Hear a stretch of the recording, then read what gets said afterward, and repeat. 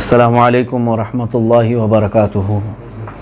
الحمدللہ وکفا وسلام علی حبیبہ المصطفیٰ اما بعد فاعوذ باللہ من الشیطان الرجیم بسم اللہ الرحمن الرحیم۔ ان اللہ وملائکتہ یصلون علی النبی یا ایہا الذین آمنوا صلوا علیہ وسلموا تسلیما۔ اللہم صل وسلم علی سیدنا محمد وآلہ وصحبہ وبارک وسلم صلاۃ دائمۃ سرمدا ابدا۔ بحمدہ تعالی و بکرم مصطفیٰ صلی اللہ تعالی علیہ وسلم۔ آج ہم نے سورہ بنی اسرائیل اور سورہ کہف کی تلاوت کی ہے۔ بنی اسرائیل کو سورۃ الاسراء بھی کہتے ہیں کیونکہ اس کے شروع کی آیتوں میں ہی میرے آقا صلی اللہ تعالی علیہ وسلم کے سفر معراج کا تذکرہ ہے۔ سبحان الذی اسریٰ بعبدہ لیلا من المسجد الحرام الی المسجد الاقصی۔ پاک ہے وہ ذات جس نے اپنے بندہ خاص کو مسجد حرم سے مسجد اقصی تک کا سفر کرایا رات کے وقت میں۔ تو یہ جو اتنا سفر ہے یہ نص قطعی یعنی قرآن پاک سے ثابت ہے، اور اس کا انکار کفر ہے۔ اگر کسی نے میرے آقا صلی اللہ تعالیٰ علیہ وسلم کے اتنے معراج کا انکار کیا تو کافر ہو گیا ہو، کیونکہ قرآن میں اللہ تعالیٰ فرما رہا ہے اس کے بعد مسجد اقصی سے آسمانوں کا سفر اور رب ذوالجلال کی ملاقات اور تمام جو کچھ بھی معاملات ہوئے وہ احادیث رسول سے ثابت ہے۔ رسول کریم صلی اللہ تعالیٰ علیہ وسلم کی حدیث پاک، اور وہ بھی ایک نہیں بیشتر صحابہ اکرام سے سفر معراج ثابت ہے۔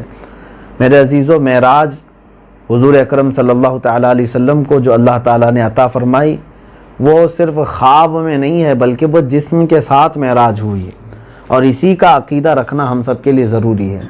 لوگ یہ کہتے ہیں کہ کیسے ہو سکتا ہے، ممکن کیسے ہے، کہ سب سے بڑا اس میں سمجھنے کے لیے جو مسئلہ ہے وہ یہ ہے کہ بہت شارٹ ٹائم پر حضور اکرم صلی اللہ علیہ وسلم اتنا لمبا سفر کیسے کر سکتے ہیں۔ سب سے پہلی چیز تو میں یہاں پر آپ کو یہ بتا دوں، معراج کے واقعات میں بھی میں نے اس کو عرض کیا ہے۔ پہلی چیز یہ آپ کے ذہن میں ہونا چاہیے کہ رسول کریم صلی اللہ تعالیٰ علیہ وسلم کا جو یہ سفر ہے اس کو اپنے ذہن سے نہ دیکھنا، کیونکہ وہ معجزہ ہے، اور معجزہ کہتے ہیں ایسے کام کو جو نبی سے صادر ہو اور عام انسان کی وہ سمجھ میں نہ آ سکے، دوسرا انسان کوئی اس طرح کا کام کر کے نہ دکھا سکے، یہ معجزہ ہے۔ اگر آپ کے ذہن میں سب سمجھ میں آ گیا کہ حضور ایسے گئے تھے ویسے گئے تھے تو پھر وہ معجزہ کہاں ہے؟ حضور اکرم صلی اللہ علیہ وسلم کے دیگر معجزات بھی ہیں، کیا آپ کو سب سمجھ میں آ گیا؟ انگلیوں کے درمیان سے آپ نے پانی کے چشمے جاری کیے، کیا یہ ممکنات میں سے ہے؟ عام انسان کر لے گا اس کو؟ سورج کا پلٹ آ جانا آپ کے اشارے سے، چاند کا شق ہو جانا آپ کے اشارے سے، یہ معجزات ہیں میرے آقا صلی اللہ علیہ وسلم۔ اسی طرح دوسرے انبیاء اکرام کے بھی جو معجزات ہیں یہ وہ معجزات ہیں کہ عام انسانوں کے ذہن میں وہ چیزیں نہیں آتی۔ اس مقام پر جا کر مسلمان کو یہ چاہیے کہ وہ اپنے نبی پر ایمان لائے اور یہ یقین رکھے کہ اللہ نے ان کو وہ طاقت عطا کی تھی تو یہ ممکن ہے۔ اسی لیے قرآن میں بھی اللہ نے جب یہ آیت بیان فرمائی معراج کی تو کیا فرمایا؟ یہ نہیں فرمایا کہ یہ بندے بڑے با کمال ہیں میرے محمد صلی اللہ علیہ وسلم جنہوں نے رات کو سفر کیا مسجد حرم سے مسجد اقصی تک کا، نہیں، بلکہ اللہ تعالیٰ اس سفر کو اپنی طرف منسوب کر کے یوں فرما رہا ہے، پاک ہے وہ ذات جس نے اپنے بندے کو سفر کرایا۔ اب اس میں تو شک ہی نہیں ہونا چاہیے۔ کیا تم اللہ رب العزت کی قوت اور اس کی طاقت پر بھی شک کرو گے کہ وہ کیسے کرا سکتا ہے؟ اس کی طاقت و قوت پر شک کرنے والا کوئی مومن ہو ہی نہیں سکتا۔ اس کی تو قوت یہ ہے، اللہ فرماتا ہے اذا اراد شیئا ان یقول له کن فیکون، جب وہ کسی چیز کا ارادہ فرما لے تو صرف فرما دیتا ہے کہ کن ہو جا تو وہ چیز ہو جاتی ہے۔ تو معراج کے معاملات میں زیادہ جن لوگوں نے اعتراضات کیے وہ گمراہ ہیں، ملحد ہیں، ان کو عقلی دلائل کی ضرورت پیش آتی ہے۔ مسلمان کا یہاں پر عقیدہ یہ ہے کہ یہ میرے نبی کریم صلی اللہ علیہ وسلم کا معجزہ ہے، اللہ نے آپ کے کمالات میں سے ایک کمال آپ کو یہ بھی عطا فرمایا تھا۔ میرے عزیزو، اس کی تفصیلات شب معراج کو میں نے عرض کیا ہے، معراج کے بیان میں موجود ہیں۔ بنی اسرائیل میں بہت ساری یعنی سورہ بنی اسرائیل میں بہت سی آیات ہیں جو ہمارے لیے عبرت ہیں، درس ہیں۔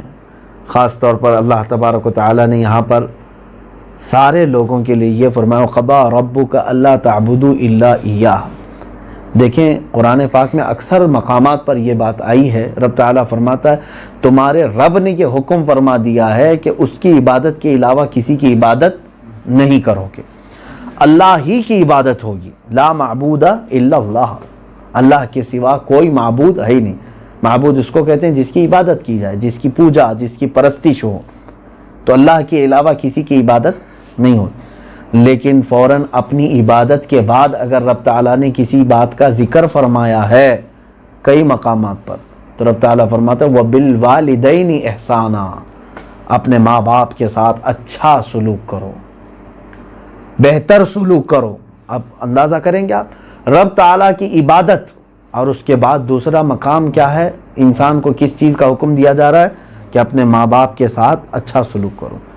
اور آگے آیتیں میں پڑھتا ہوں، سنیں، رب تعالیٰ فرماتا ہے اما یبلغن عندک الکبر احدہما او کلاہما فلا تقل لہما اف ولا تنہرہما، جب ان میں سے کوئی ایک بڑھاپے کو پہنچ جائے یا دونوں بھی بوڑھے ہو جائیں، عمر ان کی دراز ہو جائے، تو رب تعالیٰ فرماتا ہے ان میں سے دونوں میں سے کسی ایک کو تم فلا تقل لہما اف، اف تک نہ کہنا، ولا تنہرہما، اور جھڑک کر بات نہ کرنا کبھی۔ یہاں پر ایک بات میں سمجھاتا ہوں کہ ماں باپ کی اصل عزت اور عظمت اور ان کا ادب جو دیکھنے کو ہو سکتا ہے، تمہارا امتحان کب ہوگا معلوم؟ جب ماں باپ جوان ہوتے ہیں تب نہیں، بلکہ جب ماں باپ بوڑھے ہو جاتے ہیں تب تمہاری آزمائش کا دور ہے، کیونکہ بڑھاپا ان کا جو برداشت کر لے وہی بندہ فرما بردار ہے۔ وہ جب جوان ہوں گے، ہو سکتا ہے تم بچے تھے اس وقت تو آپ ادب کر ہی رہے تھے، کیونکہ وہ طاقتور ہیں، نہیں ادب کرو گے تو گھر سے نکالیں گے، ماریں گے تم کو، ڈانٹیں گے تم کو، تو اس وقت تم ادب کر رہے تھے جب تم چھوٹے تھے اور وہ بھاری بھرکم جوان تھے۔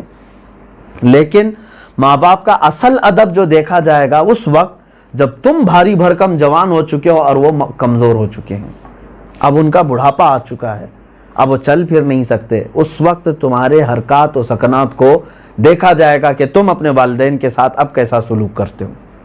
میرے عزیزو، جب جس کے بھی ماں باپ صحت مند ہیں، کما رہے ہیں، کھا رہے ہیں، ان کے ساتھ تو ان کے بچے اچھائی کے ساتھ ہی رہتے ہیں، اکثر دیکھنے کو آیا ہے۔ چند ہوں گے جو اس زمانے میں بھی ان کی نافرمانی کرتے ہوں گے، لیکن عموماً جو اولاد نافرمانی کرتی ہے اپنے والدین کی، وہ اس وقت جب بچوں کی شادی ہو چکی ہوتی ہے اور ماں باپ بوڑھے ہو چکے ہوتے ہیں۔ اب ان کے بڑھاپے کو برداشت کرنا سارے لوگوں کا نہیں سمجھ میں آتا، بس سب کے بس کی بات نہیں ہے، کیونکہ اب دیکھنے کا یہ معمول بھی ہے، اور قرآن بھی یہ کہتا ہے وَمَن نُعَمِّرُ نُنَكِّسُ فِي الْخَلْقِ، ہم جس کو عمر دیتے ہیں پھر اس کو بچپن کی طرف لوٹا دیتے ہیں، یعنی بڑھاپے میں جو ہے بچپن کی یادیں آنے لگ جاتی ہیں، جیسے بچہ کرتا ہے ویسے ہی بوڑھا کرنے لگ جاتا ہے۔ بڑھاپا جو ہے وہ ایک بہت بڑی آزمائش ہے اولاد کے لیے۔ آپ دیکھتے نہیں، ایک بات وہ بار بار پوچھنے لگتے ہیں، تو تم اگر چڑ گئے وہاں پر تو گویا کہ تم امتحان میں ناکام ہو چکے ہو، کہ تمہاری یہ آزمائش کا وقت تھا۔ ایک ہی بات کو تم سے بار بار سوال کرتے ہیں، یہی چیز بچہ بھی کرتا ہے۔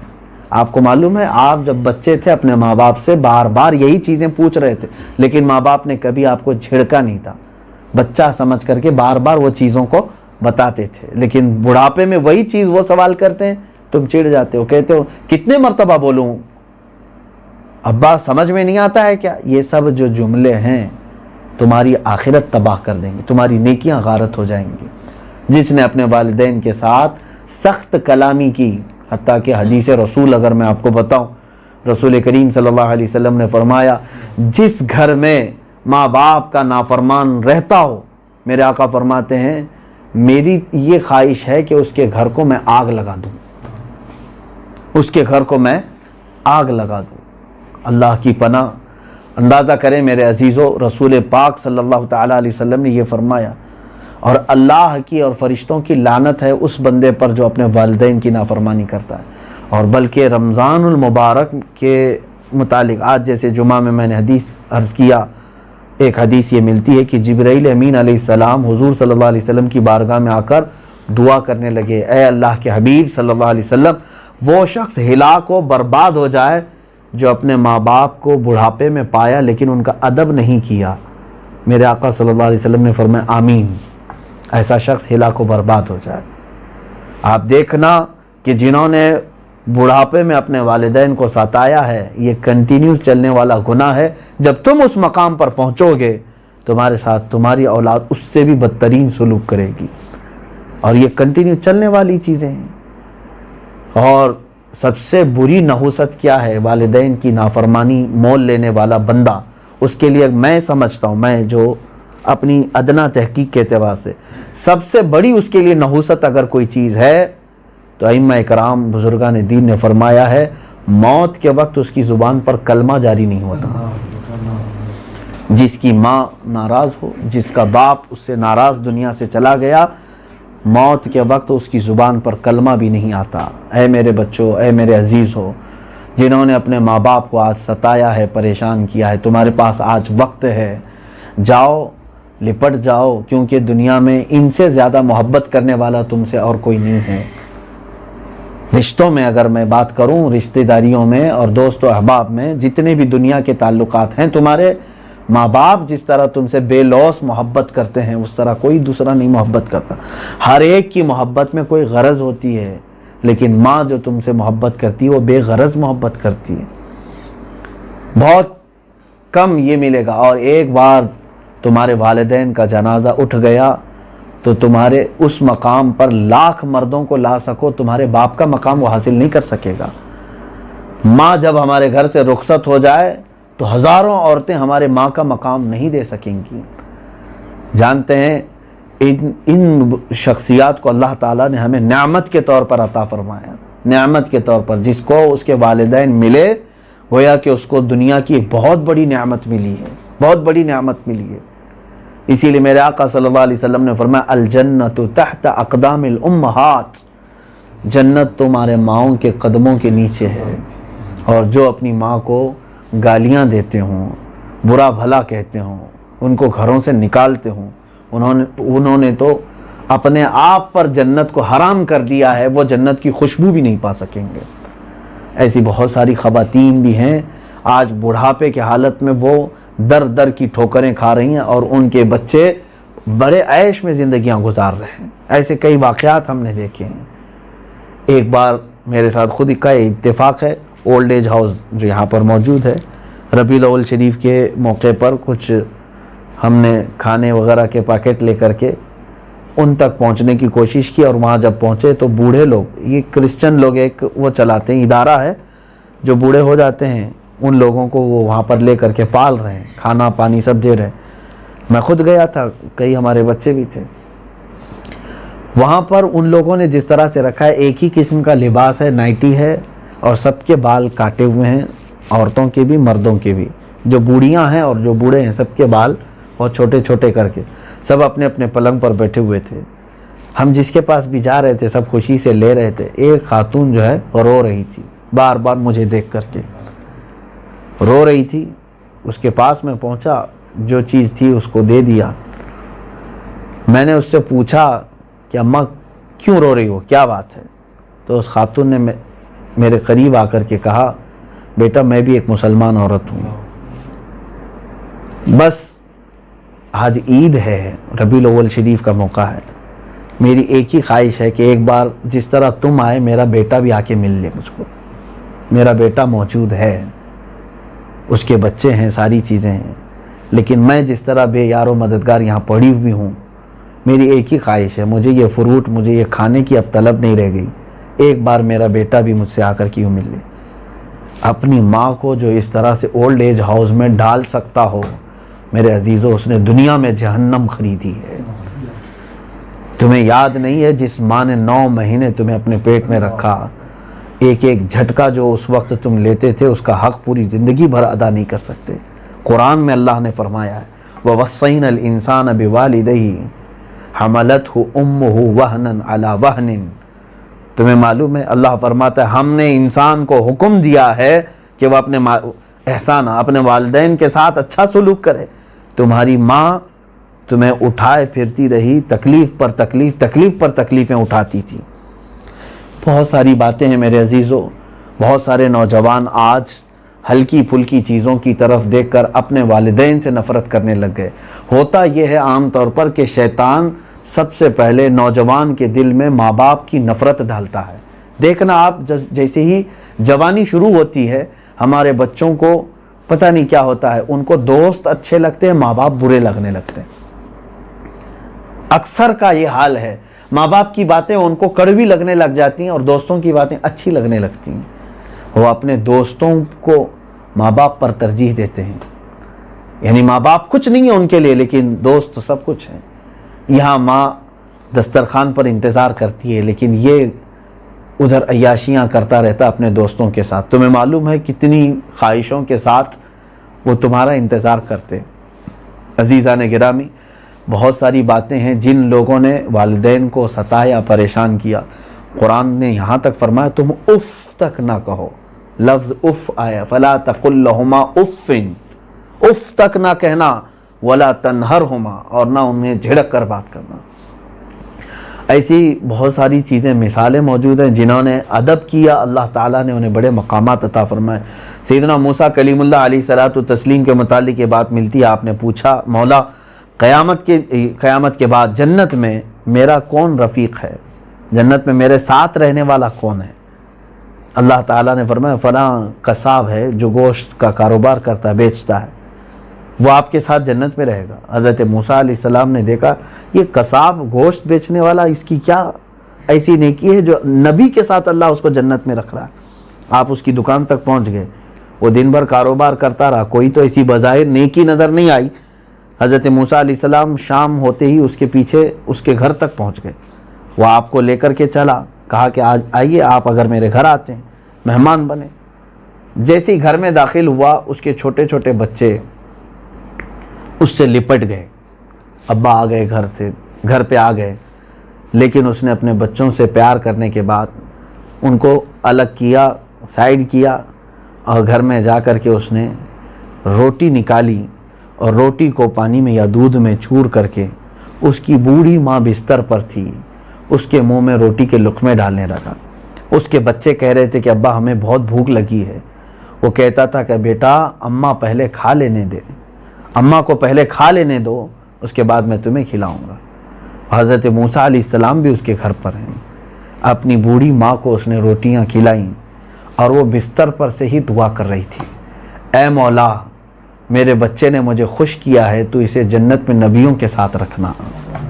حضرت موسیٰ علیہ السلام اس کے گھر سے نکل آئے اور آپ نے فرمایا یقیناً اس کو اگر اللہ تعالیٰ نے موسیٰ کا رفیق بنایا ہے تو یہ اس کی ماں کی دعا ہے اس کے ساتھ۔ میرے عزیزوں، ماں کی دعا لو، اس مقام تک پہنچو گے جہاں تم اپنی محنت سے پوری زندگی بھر نہیں پہنچ سکو گے۔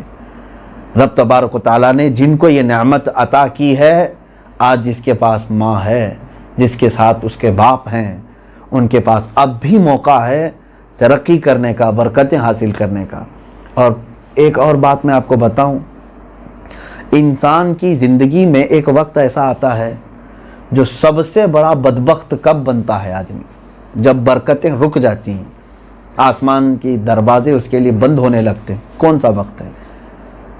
تو حضرت ذوالنون مصری رضی اللہ تعالیٰ عنہ کی غالباً یہ باتوں میں سے ہے، آپ فرماتے ہیں تم دیکھنا اگر تمہاری زندگی میں ایسا وقت آ گیا کہ تم سے ڈر کر کے تمہارے ماں باپ تم کو کچھ نصیحت کرنا چھوڑ دیں تو سمجھ لو کہ تمہاری بدبختی کے دن شروع ہو گئے۔ عام طور پر ایسا ہوتا ہے، بچہ جوان ہو گیا، اب ماں باپ ڈرنے لگے، ارے کچھ بولوں تو گھر سے چھوڑ کے چلا جائے گا، کچھ بولے تو ہڑکا دیتا ہے، پلٹ کر کے مارنے آ جاتا ہے۔ تو ماں باپ نے خاموشی اختیار کرنا شروع کی۔ بچپن میں اس کو بولتے رہتے تھے، بیٹا یہ مت کر، یہ کر، یہ نہیں کرنا، یہ کرنا، نصیحت تو کرتے رہتے تھے، لیکن ایک وقت ایسا آ جاتا ہے جب وہ جوان ہو گیا تو ماں باپ ڈرنے لگ جائیں، اب پتہ نہیں اب بولوں تو کیا سمجھے گا۔ تو جس وقت تمہارے ساتھ ایسا وقت آ گیا کہ اب ماں باپ تم کو نہ ڈانٹ رہے ہیں نہ نصیحت کر رہے ہیں، صرف خوف سے، تمہاری یہ بدبختی کا وقت شروع ہو گیا ہے، تمہارے رزق کی کٹوتی کا وقت شروع ہو گیا ہے، برکت ختم ہو رہی ہے۔ انہیں ہمیشہ اس طرح سے رکھو کہ والدین تمہیں ان کی موت تک نہیں بلکہ تمہاری موت تک اللہ ان کو زندہ رکھے اور وہ تمہیں نصیحت کرتے رہیں۔ ایک بہت پتے کی بات مجھے یہ یاد آتی ہے، کسی دانشور نے کہا ہے کہ نوجوان ہمیشہ یہ چاہتے ہیں کہ اب یہ ماں باپ کی کھٹکھٹ ختم ہو جائے، کبھی تو مجھے خود سے کرنے دیا جائے، میں خود سے کر سکتا ہوں، پھر بھی ماں باپ بار بار پیچھے لگے رہتے ہیں، ہر بار پوچھنا پڑتا ہے۔ تم بہت نادان ہو اس معاملے میں، جانتے ہو تم چھوٹ کر کے الگ کرنا چاہتے ہو کچھ بھی ان کو پوچھے بغیر، ٹھیک ہے کرو، ہو سکتا ہے تم بہت آگے جاؤ گے، لیکن دنیا کا دستور ہم نے دیکھا ہے، پتنگ اڑانے والا ڈور ہاتھ میں پکڑا رہتا ہے، پتنگ اڑتی جاتی ہے، بہت اوپر جاتی ہے، اور اگر اس نے پتنگ کی ڈور اپنے ہاتھ سے چھوڑ دیا اڑانے والا، ہو سکتا ہے کہ پتنگ اور بھی اوپر جائے نا، ڈور اگر رسی اگر اس نے ہاتھ سے چھوڑ دیا ہو سکتا ہے اور بھی اوپر جائے، لیکن تھوڑی دیر کے بعد اس کا انجام کیا ہونا ہے؟ ہاتھ سے یہاں چھوٹی پتنگ تو پھر وہ ایسے ہچکولے کھاتے ہوئے کس کھائی میں جا کر کے گرے کسی کو پتہ نہیں، کہاں جا کر گرے گی پتہ نہیں، کیوں؟ ڈور چھوٹ گئی ہے ہاتھ سے، اور جب تک اس کے ہاتھ میں ہے یہ نچاتا ہے، اگر ادھر ادھر وہ ہچکولے کھائے تو اس کو سنبھالتا ہے۔ یہی مثال ہے میرے عزیزو، اپنی ڈور کو اپنے والدین کے ہاتھ میں پکڑا کر کے رکھنا، کہیں ہمارے قدم ڈگمگا رہے ہیں تو وہ ہمیں کھینچ لیتے ہیں، اور تم آزادی چاہتے ہو ان کے بغیر بہت اونچی اڑان اڑنے کی، اڑ تو سکو گے لیکن بعد میں کس کھائی میں جا کر گرو گے یہ کسی کو پتہ نہیں ہے۔ اللہ تعالیٰ والدین کا سایہ دراز فرمائے، اور جن کو والدین کی نعمتیں اب بھی میسر ہے مولا ان کو ان کی قدر کرنے کی توفیق عطا فرمائے۔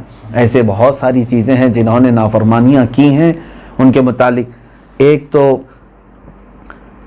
ابھی چند دنوں پہلے میرے مطالعے میں ایک بات گزری کہ مکہ مکرمہ میں ایک شخص تھا، غالباً اس کا نام عبداللہ کچھ بتایا گیا ہے، وہ کنٹینیو کئی سالوں سے حج کرتا تھا، کئی سالوں سے حج کرتا تھا، اور ایک خیمے میں وہ آ کر کے رک جاتا تھا۔ جس سال ایک بڑے بزرگ ہیں حضرت مالک بن دینار رضی اللہ عنہ، یہ حج پر گئے، تو حج پر جانے کے بعد آپ نے خواب دیکھا، پورے ارکان ادا ہو گئے، اور کہا کہ فلاں بن فلاں، اس شخص کا نام لے کر کے خواب میں بتایا گیا، اس سے جا کر کے کہنا کہ تیرا حج قبول نہیں ہوا، تیری کوئی چیز قبول نہیں ہوئی۔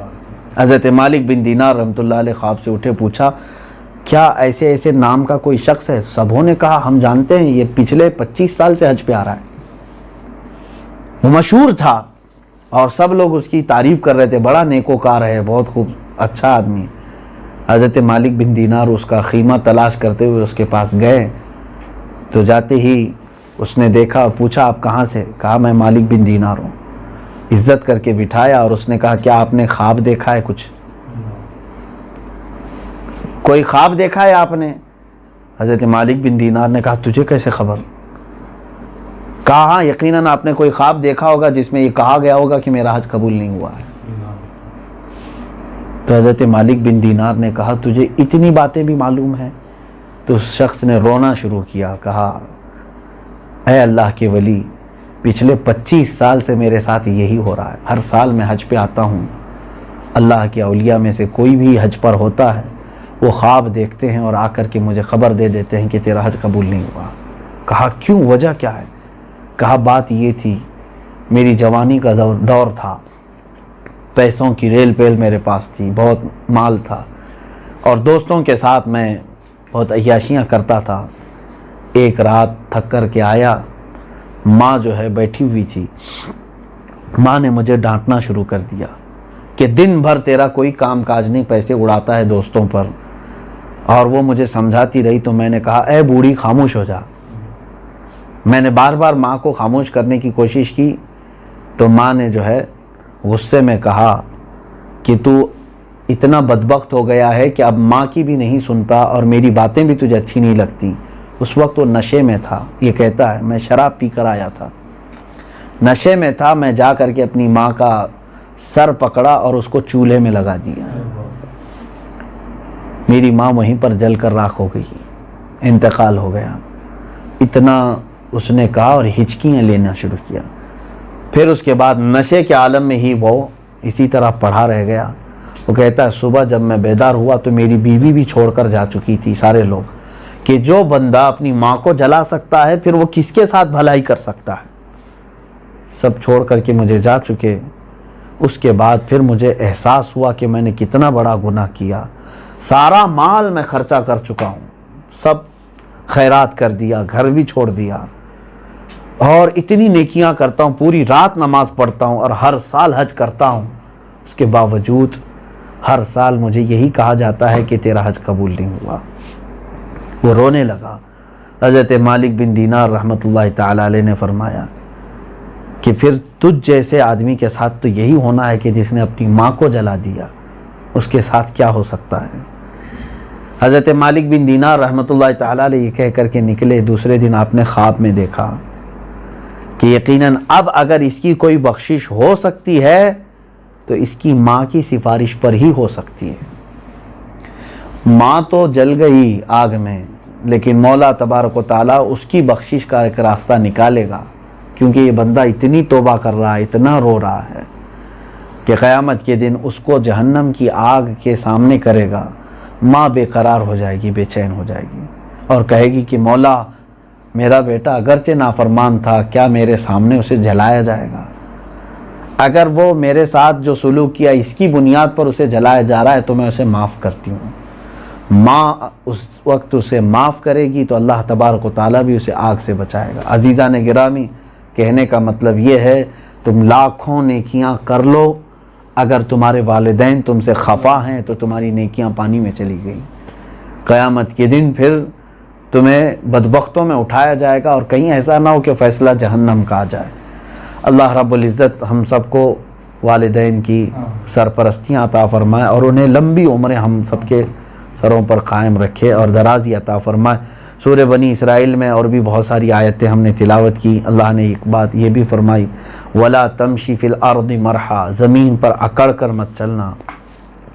یہ اخلاقیات بہت سارے اس سورہ میں آئے، اور اللہ تعالیٰ یوں فرماتا ہے إِنَّكَ لَن تَخْرِقَ الْأَرْضَ وَلَن تَبْلُغَ الْجِبَالَ طُولًا، بے شک تم نہ زمین پر تیزی سے اکڑ کر کے چلو گے تو زمین نہ پھٹ جائے گی اور نہ تم پہاڑ کی طرح بلند ہو پاؤ گے۔ تم دیکھو ذرا، جس زمین پر چل رہے ہو تم سے بہت درجے مضبوط ہے یہ، اور تم اگر بلند کر کے سر اکڑا کے چلو گے بھی تو پہاڑ کے اتنا بلند ہو بھی نہیں سکو گے۔ غرور و تکبر اتنی بری چیز ہے یہ، جس نے عزازیل کو شیطان بنا دیا۔ یہ غرور و تکبر ہی تو تھا، میں کہنا انا خلقتہ، یہ اس نے کہا کہ خلقتنی من نار و خلقتہ من طین، مجھ کو تو نے آگ سے بنایا ہے اور اس کو مٹی سے بنایا ہے۔ اور اس نے انا کا جو لفظ استعمال کیا، اللہ کو یہی سب سے زیادہ ناپسند ہے۔ زندگی میں کبھی بھی کوئی چیز میں پن کی طرف نہ لے جانا۔ اللہ کے حبیب صلی اللہ تعالیٰ علیہ وسلم کی سنت مبارکہ تو یہ تھی کہ ہمیشہ آپ صلی اللہ تعالیٰ علیہ وسلم سارے لوگوں کو ایک بات میں شامل فرما لیتے، یعنی میں نے یہ کیا نہیں ہوتا، بلکہ حضور صلی اللہ علیہ وسلم نے عجز و انکساری کو پسند فرمایا۔ اور جو بندہ غرور و تکبر کر رہا ہے، یہ کیسے سمجھ میں آئے گا؟ ہر کوئی یہی کہے گا میں گھمنڈی نہیں ہوں، میں تکبر نہیں کرتا ہوں۔ امام غزالی رحمۃ اللہ علیہ نے ایک اس کی علامت یہ بھی بتائی ہے، بہت ساری علامت ہے۔ اپنے اندر غرور و تکبر کو تلاش کرنا ہے تو ایک میں آپ کو تھرمامیٹر دے رہا ہوں، آپ خود بھی تلاش کرو۔ آپ فرماتے ہیں دیکھو، اگر تم کسی مسلمان کو دیکھو تو جلدی سلام کرتے ہو، پہل کرتے ہو، تو اس کا مطلب ہے کہ تم غرور و تکبر سے پاک ہو۔ اور اگر تم انتظار کرتے ہو کہ وہ آئے مجھے سلام کرے، میں کیوں سلام کروں، وہ گزر رہا ہے مجھے سلام کرے، غرور ہے تمہارے اندر، تکبر ہے جس کا تم انتظار کر رہے ہو۔ حتیٰ کہ رسول کریم صلی اللہ علیہ وسلم بچوں کو سلام فرماتے تھے، چھوٹی عمر کے بچوں کو بھی حضور سلام فرماتے تھے۔ تو تکبر اور غرور ایک ایسی چیز ہے جو انسان کو ختم کر دیتی ہے، اور اللہ نے فرمایا تکبر میری چادر ہے، اور جو دنیا میں تکبر کرتا ہے گویا کہ وہ میری چادر میں مجھ سے جھگڑا کر رہا ہے۔ ہم تو صرف ایک ہی اکبر مانتے ہیں، وہ کون ہے؟ اللہ اکبر۔ اور قیامت کے دن تکبر کرنے والوں کو بلایا جائے گا، این المتکبرون، کہاں ہے وہ غرور کرنے والے؟ میں پن میں رہتے تھے، ان کو بلایا جائے گا، وہ سب ایک طرف ہوں گے، ان کو اللہ تعالیٰ چونٹیوں کی طرح بنائے گا، چونٹیوں کی شکل کی طرح اتنا بنائے گا، اور پورے اہل محشر کو کہا جائے گا کہ اپنے پیروں سے روندتے ہوئے ان کو جاؤ، تاکہ ان کو ان کی حیثیت معلوم ہو۔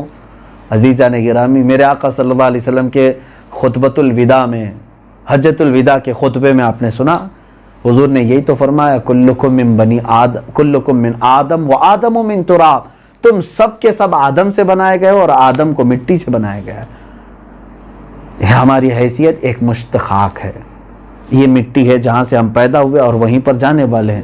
تو بہت زیادہ غرور و تکبر جو ہے انسان کو خاک میں ملاتا ہے۔ اور ایک بات یاد رکھنا، اکثر ٹھوکر وہی کھاتا ہے جو اکڑتا ہے، اکڑتا ہے۔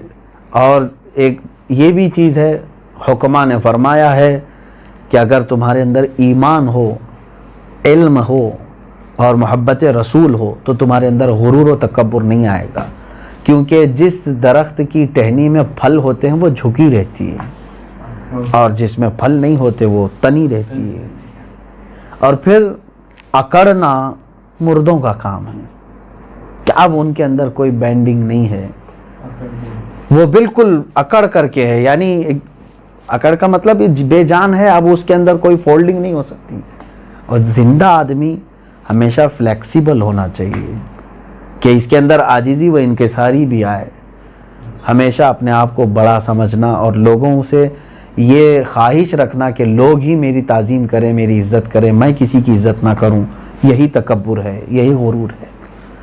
بے شمار اس کی مذمتوں میں احادیث کریمہ بھی آئی ہیں، حکماء کے اقوال بھی ہیں۔ اللہ تعالیٰ غرور و تکبر سے ہم سب کو محفوظ و مامون فرمائے، اور اس نحوست سے اللہ تعالیٰ زندگی بھر ہم سب کی حفاظت فرمائے۔ سورہ بنی اسرائیل میں دیگر بہت ساری آیات بینات جو موجود ہیں، اس میں سے ایک آیت یہ بھی اللہ نے فرمایا کہ خرچ زیادہ کرنے والوں کے متعلق، وَلَا تُبَذِّرْ، اللہ نے فرمایا اِنَّ الْمُبَذِّرِينَ كَانُوا إِخْوَانَ الشَّيَاطِينَ، اللہ فرماتا ہے فضول خرچی کرنے والے شیطان کے بھائی ہیں۔ فضول خرچ کرنے والے شیطان کی، فضول خرچ کس کو کہتے ہیں؟ ضرورت سے زیادہ استعمال کرنا، جتنی ضرورت تھی اس سے زیادہ تم نے جو چیز بھی استعمال کی، اور یعنی بغیر کسی حاجت کے جہاں پیسے لٹاتے ہیں، ان کو کہا گیا ہے کہ یہ شیطان کے بھائی ہیں۔ جیسے گناہوں پر اپنے پیسے بہانا جس کی تمہیں حاجت نہیں، ہاں اپنے کھانے کے لیے اچھے سے اچھا کھاؤ، اپنے پہننے کے لیے اچھے سے اچھا پہنو، رہنے کے لیے اچھا گھر استعمال کیا آپ نے، یہ فضول خرچی نہیں ہے، یہ آپ کی حاجات میں سے۔ لیکن جو چیز تمہاری حاجت میں نہیں تھی اس پر تم نے خرچ کیا، جیسے گناہوں پر یا کسی کو دیکھنے کے لیے، معاذ اللہ رب العالمین، یہ جو کچھ ہمارے پیسے خرچ ہو رہے ہیں اس کے متعلق اللہ نے فرمایا یہ شیطان کے بھائیوں میں سے ہیں۔ اللہ تعالیٰ اس بری عادت سے بھی ہماری حفاظت فرمائے، اور قرآن پاک کی ہر آیت پر ہمیں عمل کی توفیق عطا فرمائے۔ وآخر دعوانا ان الحمد للہ رب العالمین۔